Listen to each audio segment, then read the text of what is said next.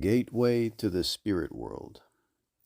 For thousands of years, the people of Mesopotamia believed the gates into and out of heaven lay at opposite ends of the great curve of the Milky Way, called the River of Souls. After each death, souls had to wait for the rising doorway of Sagittarius and the autumn equinox, when day and night are equal. Reincarnation back to Earth could only take place during the spring equinox through the Gemini exit in their night sky. My subjects tell me that soul migration is actually much easier. The tunnel effect they experience when leaving Earth is the portal into the spirit world. Although souls leave their bodies swiftly, it seems to me entry into the spirit world is a carefully measured process. Later, when we return to Earth in another life, the route back is described as being more rapid. The location of the tunnel in relation to the Earth has some variations between the accounts of my subjects. Some newly dead people see it opening up next to them right over their bodies, while others say they move high above the earth before they enter the tunnel. In all cases, however, the time lapse in reaching this passageway is negligible once the soul leaves Earth.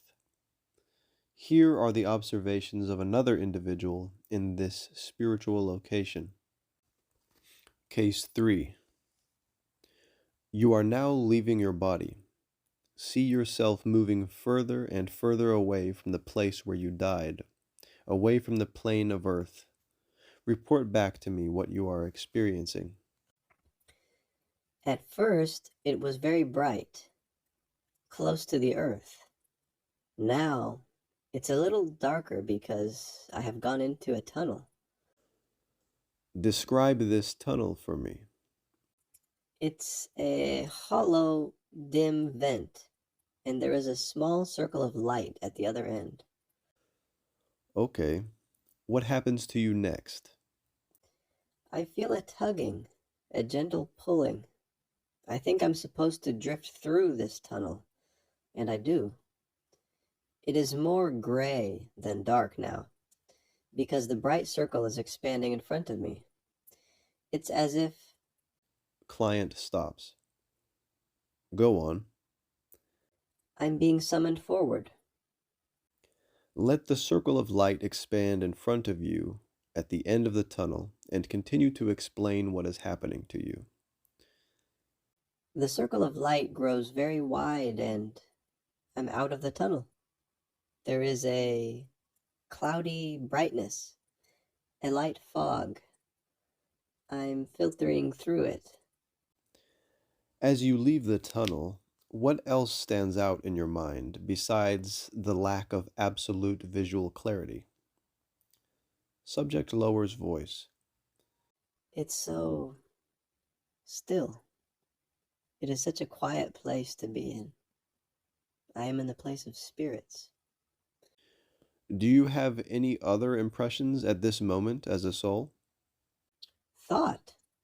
I feel the power of thought all around me. I Just relax completely and let your impressions come through easily as you continue to report back to me exactly what is happening to you. Please, go on. Well, it's hard to put into words. I feel thoughts of love, companionship, empathy, and it's all combined with anticipation, as if others are waiting for me. Do you have a sense of security or are you a little scared? I'm not scared. When I was in the tunnel, I was more disoriented. Yes, I feel secure. I'm aware of thoughts reaching out to me, of caring, nurturing. It is strange, but there is also the understanding around me of just who I am and why I am here now. Do you see any evidence of this around you? In a hushed tone. No, I sense it, a harmony of thought, everywhere. You mentioned cloud-like substances around you right after leaving the tunnel. Are you in a sky over Earth? No, not that, but I seem to be floating through cloud stuff which is different from Earth. Can you see the Earth at all? Is it below you? Maybe it is, but I haven't seen it since I went in the tunnel. Do you sense you are still connected to Earth through another dimension, perhaps? That's a possibility, yes. In my mind, Earth seems so close, and I still feel connected to Earth, but I know I'm in another space. What else can you tell me about your present location? It's still a little murky, but I'm moving out of this.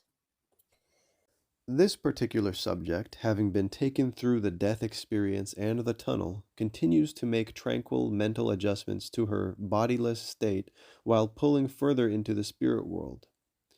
After some initial uncertainty, her first reported impressions reflect an inviting sense of well being. This is a common feeling among my subjects. Once through the tunnel, our souls have passed the initial gateway of their journey into the spirit world. Most now fully realize they are not really dead, but have simply left the encumbrance of an earth body which has died. With this awareness comes acceptance in varying degrees depending upon the soul. Some subjects look at these surroundings with continued amazement, while others are more matter of fact in reporting to me what they see. Much depends upon their respective maturity and recent life experiences. The most common type of reaction I hear is a relieved sigh, followed by something on the order of, "Oh, wonderful. I'm home in this beautiful place again." There are those highly developed souls who move so fast out of their bodies that much of what I am describing here is a blur as they home into their spiritual destinations. These are the pros, and in my opinion, they are a distinct minority on Earth. The average soul does not move that rapidly, and some are very hesitant. If we exclude the rare cases of highly disturbed spirits who fight to stay connected with their dead bodies, I find it is the younger souls with fewer past lives who remain attached to Earth's environment right after death. Most of my subjects report that as they emerge from the mouth of the tunnel, things are still unclear for a while. I think this is due to the density of the nearest astral plane surrounding Earth, called the Kamaloka by theosophists. The next case describes this area from the perspective of a more analytical client. The soul of this individual demonstrates considerable observational insight into form, colors, and vibrational levels. Normally, such graphic physical descriptions by my subjects occur deeper into the spirit world after they get used to their surroundings. Case 4. As you move further away from the tunnel, describe what you see around you in as much detail as possible. Things are layered. Layered in what way? Sort of like a cake. Using a cake as a model, explain what you mean. I mean, some cakes have small tops and are wide at the bottom. It's not like that when I get through the tunnel. I see layers, levels of light. They appear to me to be translucent, indented. Do you see the spirit world here as made up of solid structure? That's what I'm trying to explain. It's not solid, although you might think so at first. It's layered. The levels of light are all woven together in stratified threads. I don't want to make it sound like things are not symmetrical, they are. But I see variations in thickness and color refraction in the layers. They also shift back and forth. I always notice this as I travel away from Earth. Why do you think this is so? I don't know. I didn't design it. From your description, I picture the spirit world as a huge tier with layers of shaded sections from top to bottom. Yes, and the sections are rounded. They curve away from me as I float through them. From your position of observation, can you tell me about the different colors of the layers? I didn't say the layers had any major color tones. They are all variations of white. It is lighter, brighter where I'm going than where I have been. Around me now is a hazy whiteness which was much brighter than the tunnel. As you float through these spiritual layers, is your soul moving up or down? Neither. I am moving across. Well, then, do you see the spirit world at this moment in linear dimensions of lines and angles as you move across?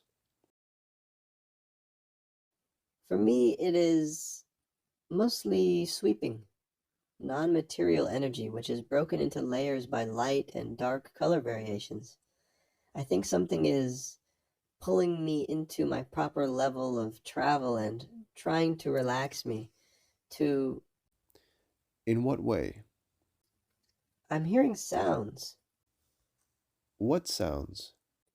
an echo of music, musical tingling, wind chimes, vibrating with my movements.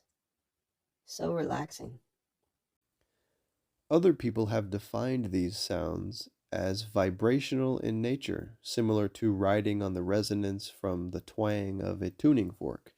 Do you agree or disagree with this description? Nods in assent. Yes, that's what this is. And I have a memory of scent and taste too. Does this mean our physical senses stay with us after death?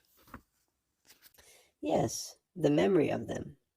The waves of musical notes here are so beautiful. Bells, strings, such tranquility. Many spirit world travelers report back to me about the relaxing sensations of musical vibrations. Noise sensations start quite early after death. Some subjects tell me they hear humming or buzzing sounds right after leaving their physical bodies. This is similar to the noise one hears standing near telephone wires and may vary in volume before souls pull away from what I believe to be the Earth's astral plane. People have said they hear these same sounds when under general anesthesia. These flat, ringing sounds become more musical when we leave the tunnel. This music has been appropriately called energy of the universe because it revitalizes the soul. With subjects who speak about spiritual layering, I mentioned the possibility that they could be seeing astral planes. In metaphysical writing, we read a lot about planes above the earth, beginning with ancient Indian scriptures called the Vedas, followed by later Eastern texts. Astral planes have historically represented a series of rising dimensions above the physical or tangible world, which blend into the spiritual. These invisible regions have been experienced by people over thousands of years through meditative, out of body observations of the mind. Astral planes also have been described as being less dense as one moves farther away from the heavy influences of Earth. The next case represents a soul who is still troubled after passing through the spiritual tunnel. This is a man who, at age 36, died of a heart attack on a Chicago street in 1902. He left behind a large family of young children and a wife who was deeply loved. They were very poor.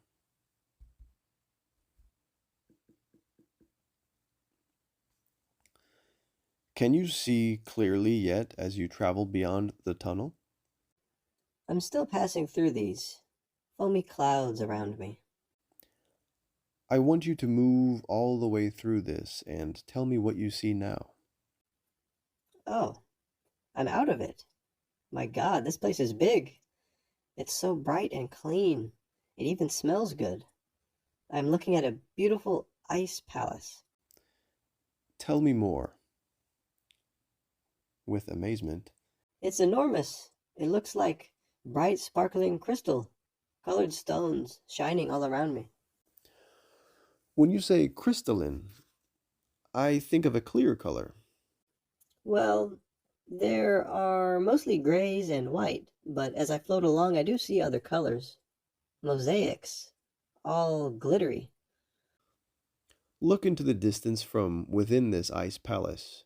Do you see any boundaries anywhere? No, this space is infinite, so majestic and peaceful. What are you feeling right now? I can't fully enjoy it. I don't want to go further. Maggie, Subject's widow. I can see you are still disturbed about the Chicago life, but does this inhibit your progress into the spirit world? Subject jerks upright in my office chair. good. I see my guide coming towards me. She knows what I need. Tell me what transpires between you and your guide. I say to her I can't go on, that I need to know Maggie and the children are going to be okay. And how does your guide respond? She is comforting me, but I'm too loaded down. What do you say to her? Shouting. I tell her, why did you allow this to happen? How could you do this to me? You made me go through such pain and hardship with Maggie, and now you cut off our life together. What does your guide do? She is trying to soothe me, telling me I did a good job and that I will see my life ran its intended course. Do you accept what she says? In my mind, information comes to me of the future Earth, that the family is getting on without me, accepting that I am gone. They are going to make it, and we will all see each other again. And how does that make you feel? I feel peace. I'm ready to go on now. Before touching on the significance of Case 5 meeting his guide here, I want to mention this man's interpretation of the spirit world appearing as an ice palace. Further into the spirit world, my subjects will talk about seeing buildings and being in furnished rooms. The state of hypnosis by itself does not create these images. Logically, people should not be recalling such physical structures in a non-material world unless we consider these scenes of Earth's natural environment are intended to aid in the soul's transition and adjustment from a physical death. These sights have individual meaning for every soul communicating with me, all of whom are affected by their earth experiences. When the soul sees images in the spirit world which relate to places they have lived or visited on earth, there is a reason. An unforgotten home, school, garden, mountain, or seashore are seen by souls because a benevolent spiritual force allows for terrestrial mirages to comfort us by their familiarity. Our planetary memories never die. They whisper forever into the soul mind on the winds of mythical dreams, just as images of the spirit world do so within the human mind. I enjoy hearing from subjects about their first images of the spirit world. People may see fields of wildflowers, castle towers rising in the distance, or rainbows under an open sky when returning to this place of adoration after an absence.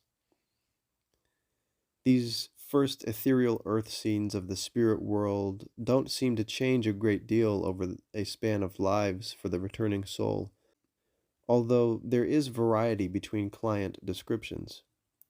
I find that once a subject in trance continues further into the spirit world to describe the functional aspects of spiritual life, their comments become more uniform.